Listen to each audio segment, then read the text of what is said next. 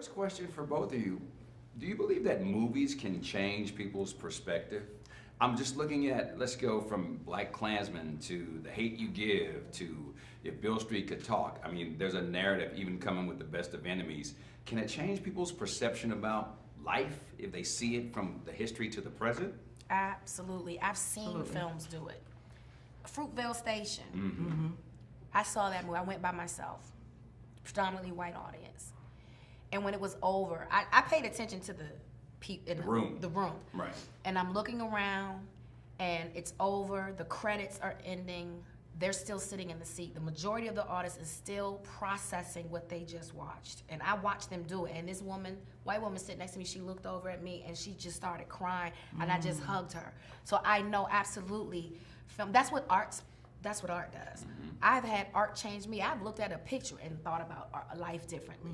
You know, that's art's job. You agree? I completely agree. I used to say, you know, I believe that one of the reasons that Barack Obama was able to be elected president was because it's been shown in so many movies that there were black presidents, and I think that made it easier for us to accept that as a country, to be able to say that's okay. I know it's tough, but it was possible, and I think it's through the power of film. I watched it.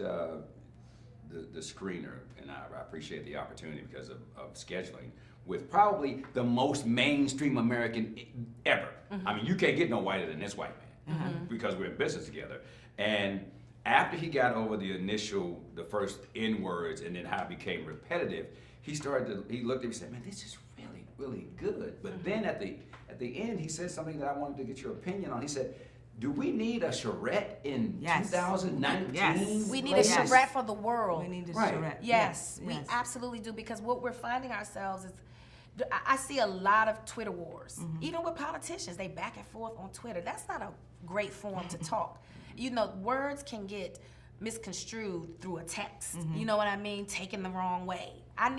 When it's face to face like that, then you get to see a person as a human. You know what I mean? You might overhear a conversation they're having with a family member, you know, oh wow, I'm going through the same thing. You know what I mean? So when people are forced to look at each other and deal with each other. And Bill Riddick, you know, first of all, he said he hated both of them when he first met them because they were so, you know, passionate on opposite sides. But he made them have to sit in front of each other and have to communicate with each other, and having to do that made Ann first have to see the other side of him, you know, see some of CP's pain, and she was able to reach him that way. And she stopped being Roughhouse Annie for a minute, and she reached out to his kid, and through that she was able to change the trajectory of his whole life and make him denounce the Klan. She showed him how to have compassion. She taught that man compassion and empathy. Let's talk about, I mean, I remember in Ray, when Jamie Foxx gets off that bus, and he's no longer Jamie Foxx, he is Ray. When I saw Annie, and I've seen a lot of your movies, I said, damn, like, that was you, like, for real, like, you channeled that. First of all, the accent. How'd you work on it? Because, you know, I'm from the South. I'm smart. I can get all of it. As long as you say "Go Dogs" at the end, it's good. Well, I watched a lot of tape. I also had a dialect coach. Denise Woods. She's amazing.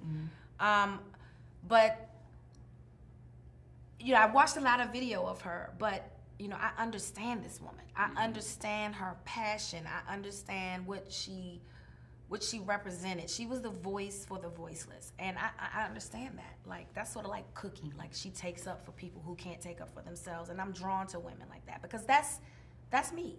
You know, I was the kid in the lunchroom where I saw a kid, you know, not being included. I would include them. Come over here. What's your name? You know, or if I saw someone being bullied, I would jump in. You know, that's just how I'm wired. So I understood her passion, and you know, once I got that prosthetic suit, and now I worked closely with wardrobe because I told them, I was like, it's important that I move different. Like, this woman is She moves I differently. like than the do. fanning. That was That's a Southern woman. Trust me, I'm That's from hot. the That's, South. I know you that know, was so Southern with the That fanning. I was spent not a in lot the of times script. in the South. I spent Yeah. a lot of time in the South with That my was grandmother. her. That was all her. She added that, and she channeled it. It was perfect.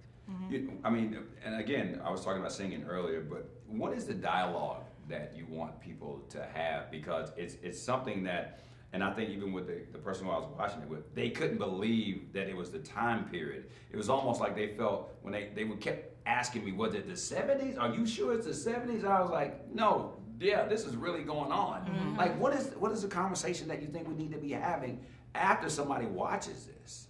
That change is possible. That in order to have change, you have to become the change. Like Annie wasn't gonna get to him.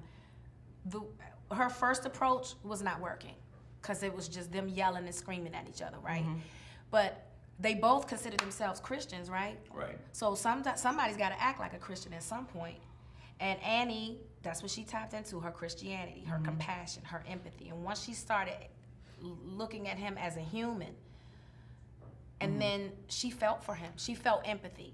And then which forced her to do something to help him. Right. Yeah. And then that's when change started because she changed. Yeah, and Bill Riddick said, you can keep fighting, Ann, but I'm going to keep that man here talking, and that keeping that man here talking is really what got to the end, and made it comfortable for him to denounce the KKK in front of everybody. That's powerful. Ann thought she was working on him, but Bill was working on her. Wow.